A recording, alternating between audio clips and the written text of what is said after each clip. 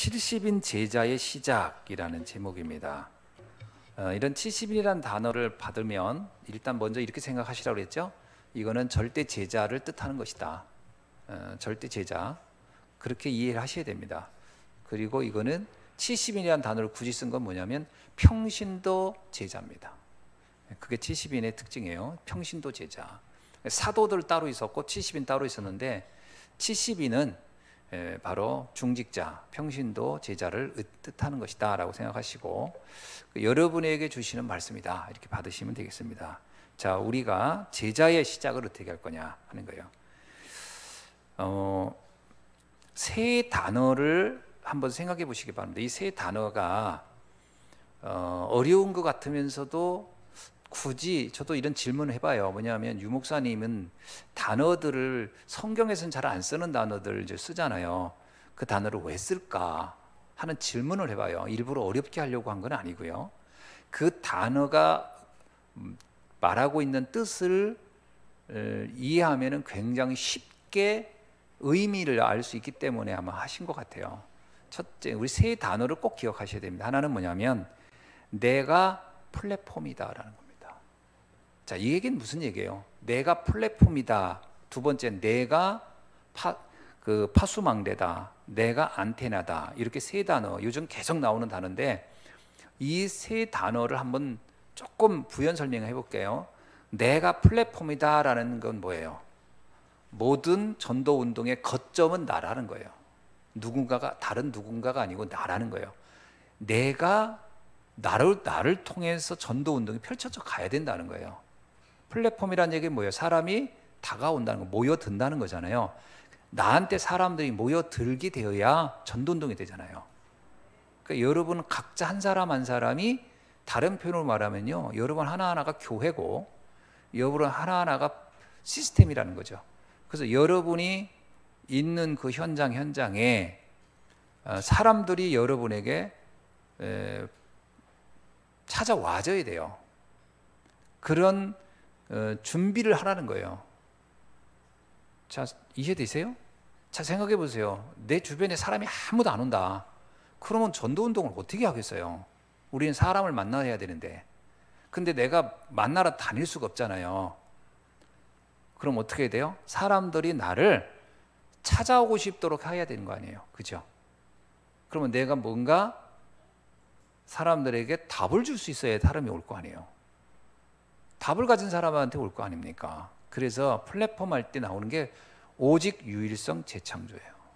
오직 유일성 재창조. 뭐냐면 오직의 답, 유일한 답, 그리고 변화시켜 줄 수 있는 재창조의 능력. 사람들이 나를 만났을 때 뭔가 마음이 시원해야 돼요. 그리고 뭔가 평안하고요. 그리고 이 사람 만났더니 내가 답답한 게 풀린다.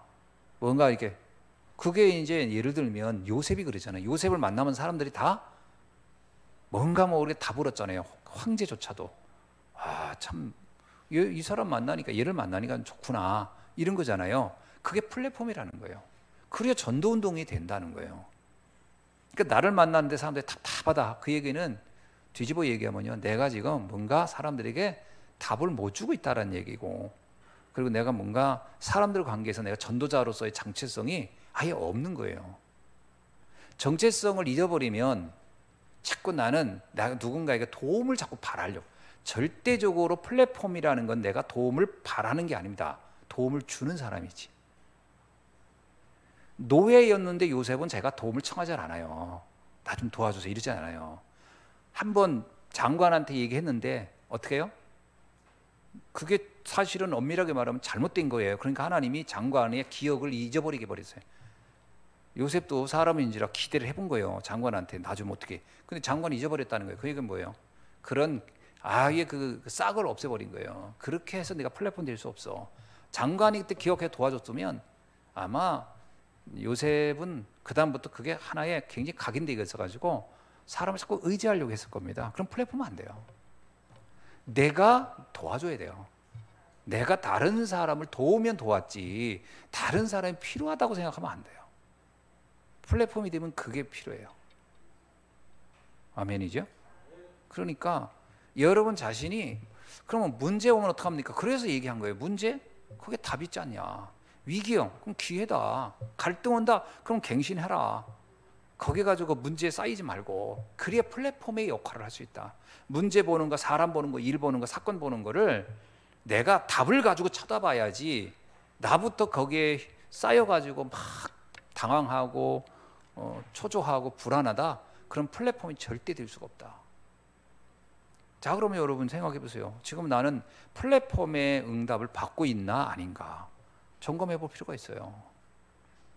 그래서 나도 모르게 내가 말하는 거가요, 굉장히 사람들에게 영향을 줍니다. 나도 모르게 내 말이 약간 부정적인 걱정, 근심하잖아요.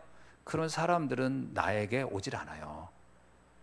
누군가가 나를 도와줘야 되려고 한다고 한다면 이미 이 사람 플랫폼으로서 역할은 끝난 거예요.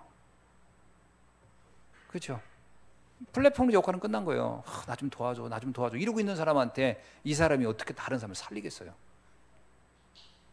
일단은 내 자신이 굉장히 영적으로요, 완전 힘이 있어야 됩니다.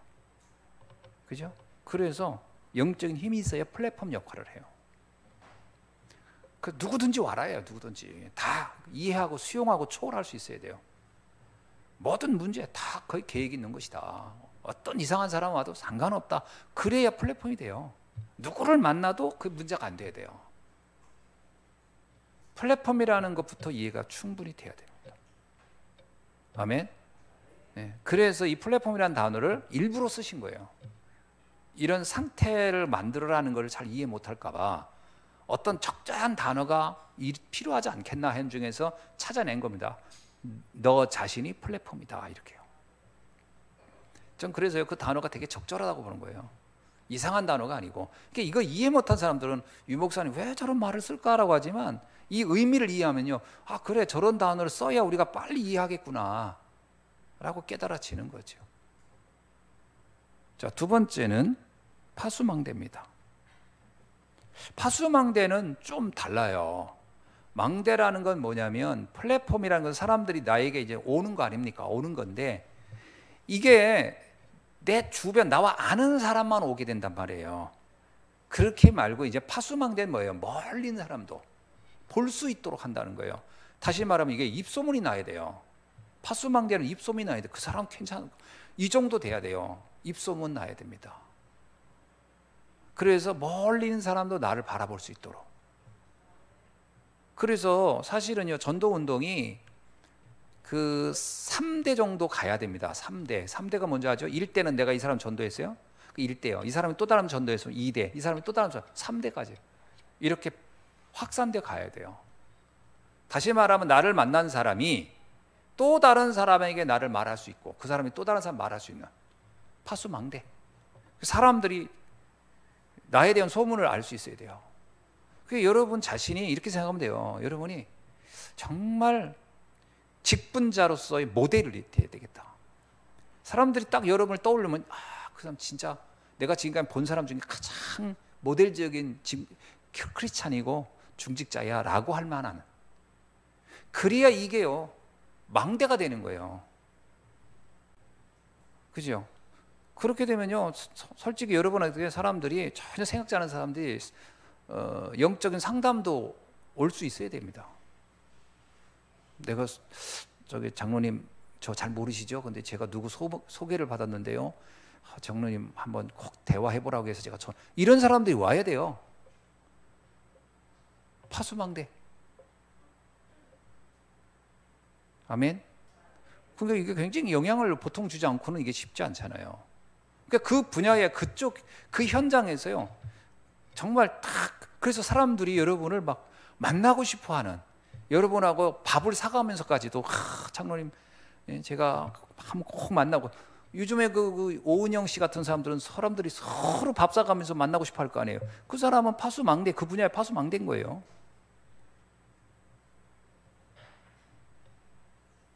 그 정도 돼야지 내가 뭘 해도, 그죠? 그러니까 가장 가까운 건 내 주변 사람들이 나를 알겠지만, 이게 멀리 있는 사람까지 확산될 수 있는 쫙 파수망대. 빛이 전해지는 거예요. 빛이라고 하는 것은 굉장히 멀리까지 가잖아요. 그 생각을 해보셔야 돼요. 그러면 나를 아는 사람들 한 사람들은 참 신기한 게요. 안 좋은 소문은 진짜 빨리 납니다. 사실 그 사람이 이상하다 그러면 소문이 쫙 나요. 근데 좋은 소문은 잘 안 납니다. 근데 한 번 나면은 영향력은 굉장히 큽니다. 원래 그런 겁니다. 안 좋은 소문은 금방 나고 또 사람들 금방 하다 또 금방 잊어버려요. 근데 좋은 소문은 쉽게 나지는 않습니다. 근데 한 번 나면 오래 갑니다. 그 영향력이라는 게. 파수망대의 역할을 하셔야 돼요. 아멘. 고민하셔야죠. 기도하면서. 그래서 정말 빛을 비치는 거니까요. 세 번째는 안테나입니다. 안테나는 소통이라고 하는데 이게 참 표현이요. 소통 이러면 되게 애매하죠. 제가 보기에는요. 제자입니다. 제자가 소통시키는 거예요. 여러분을 만난 사람에게 정말 복음의 제자를 세우라. 70인 제자를 세우셔야 돼요. 제자가 없으면 이게 정말 삶이 굉장히 공허할 거라는 거잖아요. 제자가 있어야 됩니다. 그래서 여러분에게 여러분을 소통해 줄 수 있는 사람이 3명만 있으면 인생 성공한다는 거예요. 그죠? 나와 하나님과 현장 소통이라고 할 때 이거는 그냥 내면적인 부분만을 얘기하는 게 아니고요. 외적으로 볼 때는 제자를 세워야 돼요. 그래야 안테나 역할이 되는 겁니다. 정확한 복음, 변질시키지 않고 정확한 복음을 전해줄 수 있는 제자. 어떻습니까? 한번 이런 꿈을 꿔봐야 돼요. 정말 제자답게. 그래서 우리가 복음을 전해서 교회화시킨 것까지 하는 것도 그것도 쉽지 않아요라고 하는데, 그러나 성경은 분명히 우리에게 얘기하는 거예요. 뭐라고 하냐면 너희는 가서 교인을 만들어라 하지 않고 제자로 삼으라는 거잖아요. 일단은 목표를 제자에다 둬야 돼요. 자, 내가 복음을 전한 분이 정확하게 복음을 알았어요. 그리고 교회화 됐어요. 거기서 멈추는 게 아니고요. 제자는 뭐죠? 미션을 감당하는 겁니다. 미션. 그러니까 예수님도 베드로한테 너는 미션을 감당할 거야. 사람 낚는 어부. 나중에는요, 내 어린 양을 먹여. 제자에겐 계속 미션을 줘요. 제자가 아닌 사람은 미션을 줄 수가 없습니다. 미션 주면은 감당을 못 해요. 제자 아닌 사람은 뭐 좀 하라고 하면은 일단 힘들다고부터 해요. 뭐 어려워요. 시간 없어요. 근데 제자들은 어떠냐? 가족도 우선순위에서 밀려요. 딱 우선순위가 바뀝니다. 배와 그물을 버려두고. 이 얘기는 이 사람들은 아주 경제활동 안 하고 사는 이 얘기가 아니고 우선순위가 바뀌었다라는 거예요. 무엇을 하더라도 순서를 먼저 복음운동에 놓고 나머지를 거기 조절해 가는 거예요. 근데 우리가 이게 우선순위가 안 바뀌더라고요. 보면 먼저 나 바쁜 거 다 얘기해 놓고서 그 다음에 시간 남으면 해볼게요. 제자가 아니죠. 제자가 될 수가 없어요. 제자는 우선순위를 바꿔놔야 돼요. 그래서 그거부터 하나님이 주신 것부터 정해놓고 나머지 시간을 조절해 가는 거죠. 그러니까 어느 한 부자 청년이 그랬잖아요. 아버지 장례부터 치르고 올게요. 이거는 우선순위가 안 바뀌었다는 얘기지 아버지 장례하지 말란 얘기는 아니에요. 우선순위가 안 바뀐 거예요. 무조건 가족 우선. 이러면 나중에 주님이 무슨 미션 주면요 감당 못합니다. 목사님, 주님 지금 제 아버님이 오라고 하네요. 그러면 그러냐? 그럼 갔다 와라 그래야지 뭐 어떡하겠어요. 우선순위가 안 바뀌면요 그럼 베베 같은 사람이 나올 수가 없어요. 우선순위를 바꿔라. 그러니까 이런 제자가 나와야 돼요. 그러려면 어떻게 해야 돼요? 같이요 진짜 복음 전에서 정말 복음 알아듣다 그러면요 소통하면서요 서로 소통하면서 미션을 놓고 같이 팀이 돼야 돼요. 팀이 되지 않으면 제자가 될 수가 없어요. 팀이 돼야 됩니다. 그래서 언약 중심의 팀을 만드세요. 예를 들면 우리 이 부분 딱 언약이 뭐예요? 교회를 위하여, 전도자를 위하여, 렘넌트를 위하여. 홀리 메이슨, 렘넌트 미니스트리, 비밀교사다. 이거는 우리에게 준 언약이에요. 영원한 70인들의. 그러면 팀이 딱 되면 뭐예요? 우리가 렘넌트를 위해서 우리가 함께 뭘 할까요? 이렇게 나오고. 우리가 전도자를 위해서 뭘 할까요? 교회를 위해서 뭘 할까요? 그거 놓고 먼저 우리 응답 받읍시다. 이렇게 나오면 이 사람은 이미 안테나의 역할을 이제 시작된 거예요. 제자. 이해되십니까? 이 단어들을 단어로 외우면 안 되고요. 단어가 의미하는 바를 정확히 이해하시면 좋을 것 같아요. 그렇게 가셔야 된다. 이 메시지를 왜 주냐? 지금부터 시작하라는 얘기죠. 유 목사님 그런 얘기 하잖아요. 지금까지 말씀으로 바탕을 깔았다. 지금까지 바탕을 많이 깔아서 이제는 이런 말씀을 해도 성도님들이 어려워하는 게 아니라 아 그랬구나 이렇게 하는 시간표가 된 거예요. 사실은 저도 그런 거 느껴요. 뭐냐면 유 목사님 메시지를 하면 처음에는 좀 어렵다라고 할 때도 있어요. 근데 의미를 알면 아 맞아 그거지 무릎을 딱 치게 돼요. 근데 내가 이 훈련이 안 돼 있으면 이랬을 거예요. 아 저게 가능할까? 내 제일 먼저 드는 생각이 그럴 것 같아요. 유 목사님이 저 메시지를 만약에 하면 이게 내가 훈련이 안 된 목사 같으면 이럴 거예요. 아 저런 게 가능할까? 어떻게 저럴 수 있어 성도들이? 어떻게 우선순위가 바뀌겠어? 아유 무슨 제자를 만들 수 있겠어? 이렇게 불신앙부터 나왔을 거예요.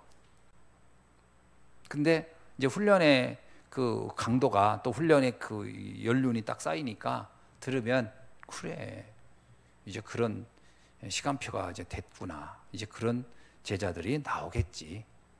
되겠구나. 이런 생각을 하게 되지 않습니까? 그게 우리가 지금 받았던 훈련의 어떤 그 바탕인 거죠. 그 메시지 들어도 뭐 거부감이 없잖아요, 일단. 그죠? 제가 지금 하는 메시지에 대해서 거부감이 없잖아요. 뭔가 속에서 막 불편한 게 막 나오고 이러지 않잖아요. 그만큼 우리는 영적으로는 준비가 됐다라는 거죠. 사실 남은 건 뭐냐면요. 아, 내가 다니엘처럼 뜻을 정해야 되겠구나. 이것만 남은 거죠, 뭐 사실은. 그렇죠? 다니엘이 그 바탕이 쫙 되니까 딱 메시지가 나오자마자 뜻을 정하잖아요. 그 뜻을 정하는 것만 남은 거지 뭐 이제 무슨 말인지 모르겠어요. 이런 건 아니잖아요. 자, 그래서 요렇게 이제 세 가지 메시지를 이제 단어를 하나하나 이제 제가 설명드렸는데 그러면서 이런 얘기를 했어요. 어떤 경우에는 성도들이 훈련을 잘 받다가 잘 들어보세요. 이건 진짜 이거는 되게 그 많은 걸 생각해 볼 만한 그런 얘기예요. 훈련을 잘 받다가 신앙생활을 잘 하다가 요건 이제 다락방 안에 있는 성도를 얘기하는 겁니다. 그런데 어느 날 어떤 문제가 터지니까 갑자기 딴 사람이 되더라. 돌변하더라. 왜 그럴까? 그 얘기를 하는 거예요. 이유가 있다라는 거예요. 그 뭐냐면 근본적으로 파고 들어가 보면 시작할 때 동기가 안 바뀌었다라는 거예요. 동기가. 요즘 그런 거 있잖아요. 지난번에 그 국회 그 장관 청문회 할 때 막 야당에서 막 공격했는데 이모라고 하고 그다음에 한모 씨라고 한 뭐 이렇게 막 하고 그랬잖아요. 그 얘기를 유 목사님이 이렇게 얘기했어요. 그분들이 그거를 찬찬하게 여유 있게 읽었으면 모를 리가 없어요. 그죠? 그건 또 상식인 거고. 근데 왜 그날 그런 실수를 했느냐? 이유는 하나라는 거예요. 그들이 동기가 너무 충만했다는 거예요. 이 사람을 무너뜨려야 되겠다는 동기가 충만하다 보니 이게 객관적으로 이렇게 그 정상적으로 보이지가 않았다라는 거예요. 그 얘기를 한 거예요. 뭐냐면 동기가 이만큼 위험한 거다. 동기가 있으면 정상적인 판단이 안 된다는 거예요. 정상적인. 그러니까 우리가 어떤 동기가 있으면 문제가 오면 아 이거 하나님 계획이 뭐지 이렇게 판단되는 게 아니라 아 나 싫어 이렇게 나간다는 거예요. 왜 그러냐면 이 동기가 나로 하여금 정상적인 판단을 하지 못하게 만든다. 이게 그래서 굉장히 위험한 거라는 거예요. 그래서 이 동기를 바꿔내지 않으면 안 된다. 그 동기가 뭐예요? 나 중심인 거예요. 나. 모든 기준이 나한테 이익이 되냐 안 되냐. 이 동기를 가지고 있으면 이런 사건들이 나한테 손해가 돼. 그러면 일단 화부터 나거나 감정이 확 상해가지고 나 안 할래. 이렇게 돼버리는 거죠. 왜냐하면 동기가 나중에 그게 아니라 하나님 중심의 동기였으면 그런 일이 일어나도 그래. 여기 하나님 계획이 있지 않을까? 뭔가 나를 통해 하나님이 하시려는 게 뭐지? 뭐 이렇게 이제 질문이 정상적인 질문이 될 수 있을 것이다라는 얘기죠. 그래서 굉장히 중요한 게 뭐냐면 동기가 어떤 건가라는 것부터 점검해 보자. 그래서 다른 동기가 있으면 그러면 훈련도 잘 받고 신앙생활 잘 하다가 어느 날 이상해진다라는 걸 하는 거예요. 그래서 사실은 이 동기는 의외로 잘 안 보입니다. 사실 이 동기라는 건요. 무의식 속에 또 잠재의식 속에 또 의식 속에 이렇게 내재되어 있는 것이라서 쉽게 자라는. 그래서 전에 유목사님 이런 얘기했어요. 동기를 찾아내는 방법이 있다. 어떤 말을 들었을 때 나도 모르게 분노가 일어나거나 막 화가 나거나 막 흥분이 되면 그 말이 결국 내 동기를 건드린 것이다, 이렇게 말했어요. 무슨 얘기인지 이해하세요? 뭐 별스러운 안 얘기인데 그 얘기 들으면 막 화가 나, 막 신경질 나고 막 승질 나고 막 약간 좀 정상적이지 않게 돼 라고 하면, 그거 다른 사람들 때는 별로스럽지 않은 말인데 나만 들으면, 나는 그 들으면 왜 그럴까 할 때는 내 안에 동기가 있다는 게, 뭔가 나를 인정받기 위한 동기가 있다든지, 뭔가 내가 뭐 상처가 있다든 그거를 뭐 보상받고 이런 동기들이 있다면 그 부분이 건드려졌을 것이다 라고 하는 거예요. 어떻습니까? 그냥 어떤 얘기를 들어도 그냥 괜찮아야 돼요. 그 유목사님 요즘 계속 나오는 단어가 뭐냐면 상관없어야 된다. 어떤 말을 들어도 상관없어야 되는데, 근데 우리는 이러잖아요. 유목사님 이런 표현 말이세요. 나가 굉장히 강한 사람의 특징이 뭐냐? 자존심. 그 자존심만 조금 건드려지면 완전히 이제 뭐 분별이 안 된다는 거, 화가 나서. 그런 경우도 사실은 나라는 동기가 굉장히 강하게 있는 경우를 말한다. 근데 이제 또 이렇게 표현했어요. 근데 그 동기를 대부분 사람들이 조금씩 다 가지고 있기 때문에 조심하는 게 좋다, 이런 얘기를 했어요. 건드려 놓으면 완전히 이건 뭐 도저히 이게 접근이 안 된다는 거지요. 워낙 그 부분의 동기는 쉽게 안 바뀐다는 말이기도 해요. 잘 이해하셔야 됩니다, 우리가. 그래서 어떤 얘기를 들어도 하나님의 계획이 뭐지? 이렇게 질문할 수 있어야 돼요. 하나님의 의도는 뭐지? 아멘. 맞죠? 굉장히. 그래서 이게 70인 제자의 시작이라고 한 거예요. 왜냐? 이제 제자로서 가야 되는데 이런 부분들이 나도 모르게 장애물이 되거나 내 발목을 잡아버리면 아주 중요한 시간표에 중요한 일을 못하게 돼버리는, 너무나 억울하거나 안타까운 일들이 일어날 수 있으니까 시작부터 이 부분을 정확하게 점검하고 시작하자, 이런 얘기죠. 그래서 바른 동기를 가져라는 거예요. 바른 동기가 뭐겠어요?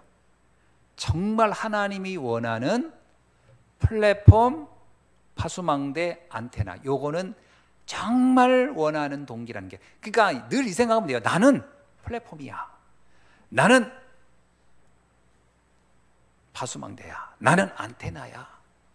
그래서 나는 살리는 사람이지 누군가의 도움을 받는 사람이 아니야. 나는 도와주면 도와줄 사람이지 내 도움을 받는 사람이 아니야. 이런 그 자부심, 자존심, 자긍심이 있어야 됩니다. 신앙인으로서, 전도자로서의 자부심과 자존심과 자긍심이 있어야 돼요. 제가 이거 알고 나서는요, 밥 사달라는 말도 못하겠더라고, 사람들한테. 내가 어려워도 내가 다 사. 왜? 사람이 자존심이 있지. 자꾸 나성주 목사는 나보고 대형교회 목사라고 하니까 이제 대형교회 목사로서의 자부심이 있고 자존심이지, 어디 가면 내가 이제 뭐 사달라는 말을 못하겠더라고. 밥 사달라는 말 무조건 삽니다. 내가 없어도.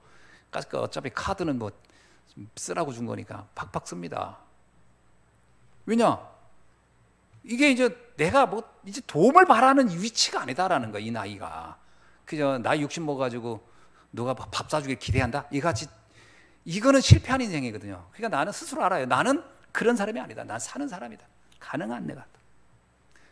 작은 거의 변화도 일어나요, 저한테. 옛날에는 제가 아주 어렵게 목회를 했던 그런 것이 있어, 상처 있었는지 뭐 살려고 하면 주저거릴 때가 주저지더라고. 이거 사야 되나 막 이런 때가 있었거든요. 아니다. 나는 플랫폼인데, 내가 안테나인데, 내가 파수망대인데. 우리 랩런트들도 그래야 됩니다. 대접을 해야지 대접 받으려고 하면 안 돼요. 그래야 여러분의 그 영향력이 이렇게 커지는 겁니다. 그렇죠? 자꾸 베풀어 보세요. 주변 사람들 많이 늘어납니다. 자꾸 얻어먹어 보세요. 사람들 자꾸 떠납니다. 베풀어야 돼요. 그게 나의 자존심이고 자부심이고 자긍심이다. 그냥 이런 거 하나하나를 자꾸 이렇게 생각해가면서 현장에 적용을 하시라. 말하는 거 한마디, 뭐 이렇게 뭐 대하는 거 하나, 어떤 사건 하나 할 때도 그 부분에 대한 자부심이 있어야 돼요. 자긍심이 있어야 됩니다. 그래서 뭐라고 해요? 언제든지 상식 이상이 되라. 상식 이상이 되시라. 상식적인 것도 훌륭하지만 그거 가지고도 안 돼요. 사람들이 나에게 다가올 때는 상식 이상이 되어야 다가와요. 뭐 상식 이하 되면 이제 이미 사람들은 안 올 거고, 상식 이상이 돼야 돼요. 그 정도 되어야 플랫폼 파수망대 안테나 역할을 할 수 있는 것이다. 자, 이 부분을 이제 그 흩어진 제자의 메시지를 주는데, 우리가 70인 제자의 시작이라고 할 때, 아, 이런 부분에 대해서 어떻게 하라? 완전히 딱 언약을 잡아라. 딱 자부심을 가지셔야 돼요. 자긍심 가지고. 그렇게 해 주시기 바랍니다. 두 번, 자, 그렇다면 이제 복음적 동기로 이제 우리가 어떻게 나를 세팅할 것인가 하는 거예요. 복음적 동기로. 첫 번째입니다. 영원한 것을 찾는 동기입니다. 사람들은 육신적인 거에 대해서 관심이 있다면 나는 영원한 거에, 그래서 대화가 서로 달라야 돼요. 그래서 사실은 육신적인 데 관심 있는 사람하고 대화해 보면 딱 그게 여러분 안 맞아야 돼요. 아, 이 사람은 철저히 육신적이구나. 그러면 대화가 안 맞는 게 정상입니다. 나는 영적인데, 그렇죠? 영적인데, 그게 우리의 동기해야 된다는 거예요. 어떤 거죠? 부활 메시지죠. 나는 모든 여러분의 관심 속에 제자에 관심이 있어야 돼요. 뭐 이렇게 사람 좀 친해지고 이게 아니라 난 제자. 사람이 만나면 친해질 수도 있고 동기도 생길 수 있고 친구도 생기고 동문도 생기죠. 뭐 동호회도. 그러나 그거는 하나의 그 형태, 이렇게 그 문일 뿐이고, 나의 마음속에 관심은 어디에 있어야 된다? 제자. 이 사람이 제자인가 아닌가? 이 사람이 복음에 반응하는가 아닌가? 그게 아니면 거기에서는 적당히 관계만 맺고 마는 거예요. 그게 그렇게 시간을 낭비할 이유가 없기 때문에 모든 관심은 영원한 제자. 이해되십니까? 그게 동기가 돼야 돼요. 그게 딱 마음속에. 그거를 붙잡고 있지 않으면요, 누가 날 잘해주고 또 친해주면요, 이게 이 사람 복음에는 관심이 없는데 그냥 나한테 너무 잘해. 그럼 거기에 내가 그냥 싹 빠져버리면요, 시간과 낭비, 세월을 낭비해버려요. 그런 사람 계속 만나면요, 전도는 하나도 안 되고 시간은 가고 뭔 의미가 있겠어요? 동기가 딱 거기에 있어야 돼요. 어디다? 제자에.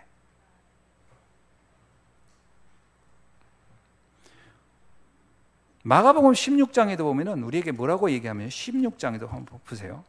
마가복음 16장 15절부터도 보면은, 또 이르시되 너희는 온 천하에 다니며 만민에게 복음을 전파하라. 그러면서 믿고 세례를 받는 사람이 구원을 얻을 것이니 믿지 않는 사람은 정죄를. 우리가 그러면서 17절 믿는 자에게 이런 표적인 따르리라 하면서 내 이름으로 귀신을 쫓아내고 이렇게 나오고, 18절에는 뱀을 찝을 것이며 무슨 독을 마실 자라도 해를 받지 아니하리라. 여기 보면요, 온 천하에 다니면서 만민에게 복음을 전하는 거예요. 그리고 세례를 받을 사람은 구원을 받지만 믿지 않는 사람은 정죄를 받아요. 우리가 제자를 삼아서 세례를 베푸는 것까지, 여기에 우리의 관심이 딱 집중되어 있어야 돼요. 사도행전 1장 1절로 8절도 마찬가지입니다. 땅끝까지 복음의 증인이에요. 땅끝까지 복음 전하는 거예요. 복음 전할 자를 찾아다니는 것이지 친한 사람 만나러 가는 게 아니다. 그건 하나의 문일 뿐이에요. 복음 들을 사람을 찾는 겁니다. 이게 우리의 영원한 동기가 돼야 된다. 근데 이 동기는 어떻게 돼요? 드러내는 게 아닙니다. 내 속에 담고 있는 거지. 이걸 또 잘 이해 못한 사람은 또 아무나 만났는데 나는 제자를 원하지 당신 같은 사람은 이렇게 대놓고 얘기하면 안 돼요. 그 사람하고는 적당히 잘 지내면서 속으로는 이 사람은 제자가 아닌가? 좀 기다려볼까? 이렇게. 그 대신 제자인지 아닌지 알려면 메시지도 한번 쓱 던져보고, 영적인 이야기도 한번 슬쩍 흘려보고, 흘려보는 거예요. 흘려보는데 반응 하나 안 하나. 그 사람이라는 게 이렇게 이렇게 그 미끼를 던져보면 미끼를 무는 사람이 있고 안 무는 사람이 있잖아요. 그 영적 미끼를 던져봐야지 슬슬 꺼내보는 거지. 이렇게 했는데 이 사람이 영적인 관심이 별로 없다? 그러면 싹 집어 넣어야 돼요. 이번에도 제가 아는 목사님을 제가 방문해 가지고 한 4시간 같이 있었어요. 4시간. 근데 만나는 동안에 쭉 본인 이야기를 막 계속 하는 거예요. 그리고 자기 사역에 근데 참 열심히 뭐 우리가 볼 때도 의미 있는 일, 보람 있는 일을 많이 하더라고요. 쭉 얘기를 해요. 듣습니다. 집사람하고 같이 가 있었거든요. 그래서 같이 밥도 먹고 커피숍도 가서 자기들이 막 그 한 마을에 이렇게 딱 그 커피숍 타운을 다 만들어 놨어요. 보니까 굉장히 영향력이 있어가지고 굉장히 잘 해놨어요. 그래서 누군지 아시죠? 이종미 목사 갔더니 굉장하더라고요. 이 이종미 목사가 거기서 계속 그거 한 가지 놓고 초지일관 하니까 역시 그 마을, 송악이라는 마을이 완전 거의 다 변화된 거예요. 시골에. 그리고 거기에 어린아이들이 그렇게 많아요. 왜냐하면 막 이주해 오는 거예요. 사람들이 거기 동네가 좋다. 근데 나한테 얘기를 계속 하는데 쫙 들어보니까 영적인 건 아니에요. 참나 육신적인 시스템에 관한 얘기예요. 뭐 그럼 참고하는 거죠. 이런 거구나. 이렇게. 우리는 제자를 찾는 겁니다. 이게 우리의 영원한 동기여야 된다. 아멘. 맞죠? 두 번째는 하나님의 것을 찾는 동기입니다. 하나님의 것을 찾는 동기는 뭐냐면 나에게만 주어진 유일한 미션, 나에게 주어진 미션이 뭔지를 찾아야 돼요. 이게 우리의 동기여야 돼요.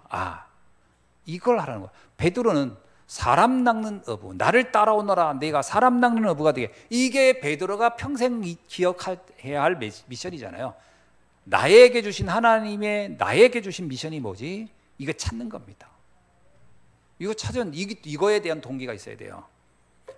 그러면 이거를 우선순위 놓고 그 나머지 거는 적당히 다 하는 겁니다. 마가복음 3장 13절로 12절 원하는 자를 부르시고 하나님이 나를 원하여 부르셨어요. 귀신을 쫓게 하고 나가 전도도 하게 하시고. 그래, 내가 할 일이 현장의 흑암을 바꾸네. 귀신을 쫓는다는 말을 여러분 이해하시죠? 귀신 쫓는다 그랬더니 이거를 이번에 이제 어떤 제가 다락방 하는데 그 질문을 하더라고요. 되게 재미난 질문을 했어요. 나한테 뭐라고 하냐면 이렇게 질문하는 거예요. 목사님 말씀을 듣고 나서 한 가지 고민이 생겼대. 그래서 뭐냐 했더니 매일 귀신과 싸우는 준비를 해야 됩니까? 아니 그냥 편안하게 살면 안 되나요? 우리는 영적 군인, 그리고 뭐 사단, 영적 싸움 막 이러니까 자기는 요즘 무슨 생각하냐면 내가 이렇게 늘 긴장하고 살아야 되나? 막 귀신하고 맨날 싸워야 되나?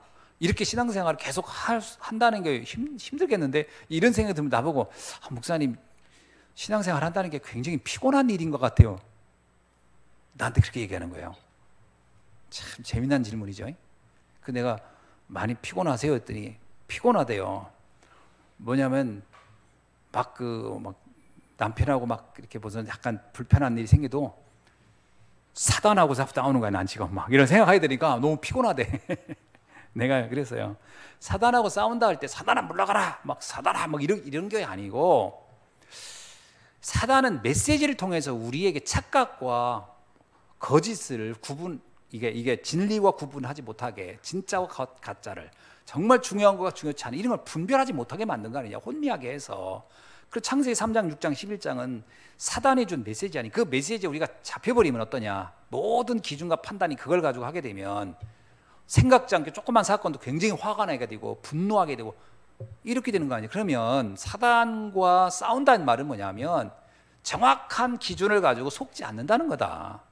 속지 않으면 사단은 나를 공격할 수가 없기 때문에 떠나는 거다. 그래서 사단아 물러가라가 아니고 사단과 사단이 나를 공격할 수 없을 만큼 내가 누리고 있어야 된다. 복음을 누리고 복음적으로 모든 걸 본다는 것은 꼭 사단과 싸워 이기겠다는 얘기지, 사단아 물러가라 막 이걸 맨날 생각해야 되는 건 아니다. 그 얘기를 했더니 그런 뜻입니까? 그러면서 좀 뭔 말인지 이해할 것 같다네. 이제 편해졌대. 좀 많이 편해졌대. 우리가 잘못하면 그런 착각을 할 수가 있죠. 근데 하나님이 나에게 준 것을 찾는다. 귀신을 쫓고 오라는 말은 단순히 막 귀신아 물러가라 이 말은 아닙니다. 현장에 거짓과 잘못된 것과 불의한 것과 악한 것의 메시지에 잡혀있는 이들에게 정확한 답을 주는 것이 귀신을 쫓는 겁니다. 그렇죠? 정확한 답을 전달해서 그들의 잘못된 생각, 상처, 사람들이 상처에 잡혀 살거든요. 근데 알고 보면 그게 사실 축복인데 그런 경우가 이해를 못해요. 상처는 그냥 상처로 갖고 있지 그게 축복이라고 생각을 못해요. 그게 감사로 이해가 안 돼요. 그러면 그거를 감사로 보도록 그걸 감사하게 하도록 하면요 귀신을 쫓는 겁니다. 귀신에 잡힌 사람이 뭐예요? 원망불평하고 있는 거예요. 귀신을 쫓아내는 사람은요 감사합니다. 요셉은 형들에 대해서 감사했어요. 그래서 그는 귀신을 쫓아낸 겁니다. 그게 만약에 요셉이 형들의 원망 복수심이 가득 찼다 귀신에게 잡힌 거지. 귀신에 잡히면요 요셉의 눈이 뻘갰을 거예요. 날마다 언제 죽일까? 왜 사울이 다윗을 죽이려고 했죠? 귀신에게 잡힌 거예요. 왜? 다윗이 미워 죽겠는 거예요. 그게 귀신에 잡힌 거 아닙니까? 근데 이 다윗이 이런 똑똑한 사위를 나한테 줬구나. 여러분 사위가 똑똑하면 좋잖아요. 멍청한 사위가 좋겠어요? 똑똑한 사위가 좋겠어요? 야 감사하구나. 그랬으면 귀신이 떠난 거지. 근데 이 사울왕이요 그게 이게 분별이 안 되는 거예요. 왜? 동기가 있었어요. 권력, 이 권력을 내 아들에게 줘야 된다는 이 강력한 동기 때문에 분별이 안 되는 거예요. 그게 귀신에게 잡혔다는 거 아닙니까? 그럼 귀신을 쫓아내고 오라는 게 뭐예요? 귀신아 물러가라 이거 외치고 다니는 게 귀신에게 쫓아내는 게 아니에요. 정확히 분별하는 거예요. 그리고 거기서 하나님이 계획을 찾고 감사한 거예요. 아멘. 우리는 옛날에 이 뜻을 이해 못해가지고 귀신아 물러가라 해놓고 맨날 시달리고 맨날 원망 속에 있고 그리고 왜 귀신이 안 나가냐지 모르겠다 그리고 귀신이 안 나가게 붙잡아 놓고서 나가라 하니까 안 나가지요. 그럴 수가 있어요. 무슨 말인지 이해되시죠? 그게 우리에게 준 미션이라는 거예요. 우리의 미션은 뭐예요? 사실은 정확히 말하면 현장에 답을 주는 거예요. 그러면 거기에 하나님 나라가 임해요. 하나님 나라가 임하고 그게 바로 전도죠.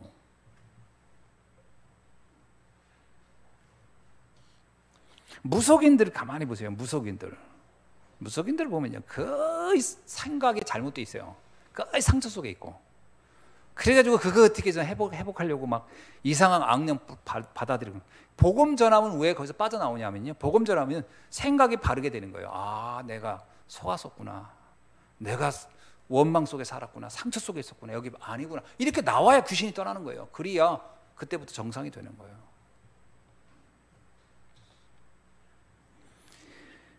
그래서 하나님이 내게 준 것 이거 찾으셔야 됩니다. 뭐 엄밀하게 하면 전도자죠. 여러분 전도자입니다. 살리는 사람이에요. 모든 그래서 영적인 의사, 영적인 대사, 영적인 파수꾼, 영적인 군사 이 사명을 감당하면 되겠습니다. 아멘. 그래서 사실 갈보리산 또 감람산 마가다라방의 언약 이 얘기는 뭐냐면요 완벽한 답인 거예요. 인생에 완벽한 답을 준 거예요. 그 답을 가지고 있으면 성령 충만하게 돼 있어요. 성령 사람이 답을 가지고 있으면 여유가 있잖아요. 뭐 딱 어떤 문제 답 알고 있어 보세요. 남들은 불안한데 나는 편안하잖아요. 아니까 딱 그런 겁니다. 자, 세 번째 동기를 바꿔주는 동기입니다. 근데 많은 사람들이 틀린 동기를 가지고 살거든요. 그걸 딱 보면 알잖아요. 이 사람 동기가 굉장히 육신적이다. 동기가 굉장히 나중심이다. 동기가 굉장히 성공적이다. 창세기 3장, 6장, 11장이 거의 동기로 꽉 찬 사람들 많습니다. 나밖에 모르고 나만 생각하고 이런 사람들 진짜 많죠. 그러면 그게 어떤 문제를 일으키겠어요? 반드시 그게요. 그 인생을 노예포로 속국으로 끌고 가요. 그 동기 때문에. 그래서 그 동기 때문에 상처받고 동기 때문에 열등감 빠지고 동기 때문에 늘 세상에 대해서 원망하고 동기 때문에 부러웠고 동기 때문에 뭐 자존감 떨어지고 그 동기가 그게 무서운 거거든요. 그 잘못된 동기 있으면 이 사람이 완전히 그냥 자존감도 팍팍 떨어집니다. 왜? 늘 나는 없고 부족하고 이런 생각하고 한번 좀 있으면 또 굉장히 교만하고 이 동기가 이 사람을 망쳐버리는 거거든요. 요 동기 바꿔주는 거죠. 그거 중요하지 않다. 그거 아무것도 아니야 그런 거예요. 그렇죠? 의외로 이 동기 잘 안 바뀌죠. 신앙생활 하면서도요. 계속 성공하는 사람이고 신앙생활하면서 렘넌트 언약 그렇게 들어도 렘넌트라는 단어가 그냥 내 아이 중심으로밖에 생각 안 되고 이런 경우도 그게 사실 동기입니다. 그런 거. 내 아이 그 애는 아무도 관심 없고 그러면 그게 동기죠. 나도 모르게. 그 바뀌어져야 돼요. 모든 사람이 우리 한 가족이고요. 모든 사람 다 소중하고요. 다 전도운동하고 펼쳐가는 거죠. 그래서 스데반 같은 경우 보면 동기가 완전 바뀌었어요. 스데반이 예수 믿어가지고 좀 출세하려고 이런 사람 아니잖아요. 스데반은 어떻게 해요? 보고 말고 나서 내가 차라리 지금 여기서 희생하는 것이 전도운동에 유익하다. 그럼 자기가 죽음을 향해 가는 거예요. 동기가 완전 바뀐 사람이에요. 근데 동기가 만약에 예수 믿어도 출세 좀 하고 예수 믿어도 성공 좀 할까? 그러면 누가 죽습니까? 적당한 선에서 딱 뒤로 빠지지. 스데반 동기가 완전 바뀐 사람. 바울 같은 경우요. 완전 동기 바뀌어요. 처음에는 바리새파 있을 때는 얼마나 성공을 향해 달린 사람이에요. 복음 알고 나서 완전 동기 싹 바뀌었어요. 오직 복음을 위하여. 이게 동기를 바꿔주는 동기가 우리에겐 필요하다. 사람들을 볼 때 여러분이 이런 동기가 있구나. 그러면 대놓고 너 동기 틀렸어 이렇게 얘기하면 기분 나빠가지고 안 바꿉니다. 더 그게 아니라 조용히 답을 줘야 돼요. 조용히 답을. 그러면 어때요? 같은 동기를 가진 사람끼리 만납니다. 제자는 제자끼리. 아멘. 동기가 같으면요. 잘 보세요. 사람은 동기 따라 만납니다. 동기에 따라서 내가 돈에 대한 집착이 그럼 돈에 집착하는 사람끼리 만나요. 왜? 그래야 대화가 되고 재밌어요. 희한하게요. 자녀에 집착하는 사람은 자녀에 집착하는 사람끼리 만나면 재밌어요. 왜? 서로 관심이 같으니까. 동기에 따라 사람은 만나는 거거든요. 한 사람이 아무리 얘기해도 내가 거기에 관심이 없어. 그러면요 안 만나집니다. 왜? 서로 대화가 안 통해요. 나는 관심이 제자인데 이쪽엔 계속 뭐 어떻게 사람 만나고 돈 좀 벌려고 그럼 이게 대화가 되겠습니까? 그럼 멀어지는 거죠. 그래서 원래는 동기 따라 사람이 만나는 거예요. 제가 감리교 목사들 만나면 재미없어요. 진짜 재미없고 이렇게 웬만히 정말 사명을 가지고 만나자는 난 지루하면 이루 말할 수도 없고 내가 이 시간은 뭐 하고 있나 싶고 머리가 지근지근거려요. 동기가 있어서 그런 것 같아요. 서로 다른 동기. 근데 다락방 운동하는 우리 목사님들 만나면 그냥 편해요. 뭐 특별한 얘기 안 해도 그리고 그냥 막 농담해도 편해요. 왜? 속에 있는 중심이 같기 때문에. 그래서 같은 동기를 가진 사람 제자가 만나진다. 여러분 내가 제자의 언약을 잡고 있잖아요. 그럼 제자의 언약을 잡은 사람이 나를 만날 때 편해요. 그러면 서로 통하는 게 그거잖아요. 이 사람도 이거네 나도 이건데. 그럼 할 얘기가 많아요. 거기서 전도운동 얘기도 하고 이렇게 만났는데 이렇게 복음을 전했더니 이런 얘기를 포럼이 되는 거예요. 왜? 자신의 동기 따라 포럼이 되는 거예요.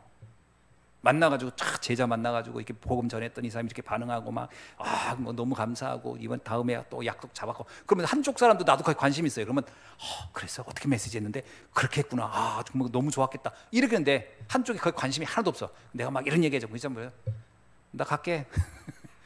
왜? 들어도 재미없거든. 왜? 나는 거기 관심이 하나도 없는데 만나가지고 복음 전하는 게 나하고 뭔 상관있어. 나는 지금 어떻게 하면 돈 벌까 이런데 그럼 안 만나지는 거예요. 서로. 제자는 제자를 만나게 돼 있다. 동기를 바꿔줘야 참 동기 가진 사람을 만납니다. 아멘.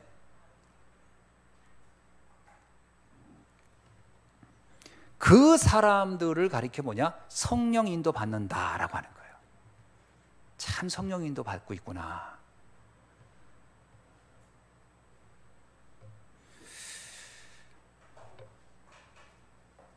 그게 이제 하늘 배경을 가지고 사는 사람들이다. 이렇게 말할 수 있어요. 이게 70인 제자의 시작입니다. 아멘. 예, 어떻습니까? 충분히 이해 다 되죠? 뭐 너무나 쉽죠? 메시지가. 너무 쉽잖아요, 이 메시지. 금방 뭔 말인지 다 이렇게 이해가 되는 메시지잖아요. 자, 결론입니다. 그럼 응답은 어떻게 오느냐라는 거예요. 응답은 이런 경우의 응답은요, 당장 눈에 뭔가 막 변화되고 이렇게 오는 게 아니라는 거예요. 눈에 보이지 않게 천천히. 여러분 건강도요, 갑자기 바뀌고 막 이러면 이거 나중에 요요입니다. 요요. 그죠? 살도 갑자기 빼면 갑자기 찌고 막 이렇게 되는 게 아니라 천천히 되어야 이게 안정이 되는 것처럼요, 응답도 천천히 오는 거예요. 천천히. 눈에 보이지 않게, 그러나 완벽하게. 그렇게 오는 거예요. 뭔가 모르게 삶이 안정이 되고 평안하고 감사가 되고 이렇게 딱 이렇게 되는 거예요. 치유도 그때 일어나는 거예요. 치유가 뭐냐면요, 나도 모르게 뭔가 비정상적인 상태로 내가 계속 움직이는 건 다 병든 거잖아요. 생각도 정상이 아니고 몸도 정상이 아니고 뭔가 이 정상에서 이탈돼 가지고 뭔가 막 했으면 이건 병든 거잖아요. 아니 사람이 저녁이 되면 딱 불 끄면 잠이 와야 되는데 잠이 안 오고 또 눈이 말똥말똥하고 머릿속에 계속 걱정이고, 그러면 몸이 병 들어가고 있는 거잖아요. 치유는 뭐냐면요, 정상이 되는 거예요. 불 끄면 그냥 3초 만에 그냥 잠들고 그냥 편안하고, 그러면 이게 정상이 되는 거예요. 이게 치유가. 그래야 몸도 회복이 되고 마음도 회복되고 다 정신, 육신, 영혼이 다 회복. 이렇게 조용히 치유가 오는 것이다. 되게 중요한 겁니다, 이게. 그 당장 막 이렇게 막 안수해서 치유, 이건 치유, 이건 반드시 후유증 생기고 또 복원돼요. 또 금방 또 나빠집니다. 그리고 이때 오는 능력이 진짜 능력이에요. 어떤 능력이죠? 흔들리지 않는 능력이에요. 어떤 상황에도 흔들리지 않는 것을 힘이라고 하잖아요. 아니 사람이 힘이 있어 보세요. 바람 불어도, 집이 잘 지은 집은요, 태풍 불어도 가만히 있잖아요. 근데 힘 없는 집은 휙 넘어가지고 부서지고 이거만이죠. 힘 있는 사람은 뭐예요? 안 무너지는 거예요. 어떤 말을 들어도, 어떤 사건이 터져도, 어떤 상황이 와도 변함없는 거예요. 단단하게 탁 뿌리 딱 내리고 요동치지 않는 거지요. 그 사람을 뭐라고? 힘 있는 사람이고 능력 있는 사람이다. 요셉을 보면 다윗 보세요. 다윗을 보면 진짜 흔들림이 없어요. 그죠? 흔들림이 없잖아요. 그러니까 거기에 많은 사람들이 붙는 거예요. 흔들리지 않고 딱 서 있으니까. 우리 성도님들을 보면 많이 무거워졌어요. 중직자의 중자가 무거울 중입니다. 그게 원래 흔들리지 않는다는 뜻이거든요. 중직자의 중자가 딱 이렇게 추가 딱 무거운 추가 딱 그리스도에게 딱 내린 거죠. 닷을 내린 것처럼 딱. 배가 큰 닷 내리면요, 태풍 불어도 배는 가만히 있잖아요. 그냥 좀 이렇게 흔들릴 뿐이지 그 배가 밀려가지 않죠. 근데 닷이 없으면 뭐 배는 뭐 바람만 불어도 그냥 요동치고 어디로 갈지 모르고, 그렇게 되면 그건 진짜 힘이 없는 거예요. 힘 있는 사람은 흔들리지 않는다.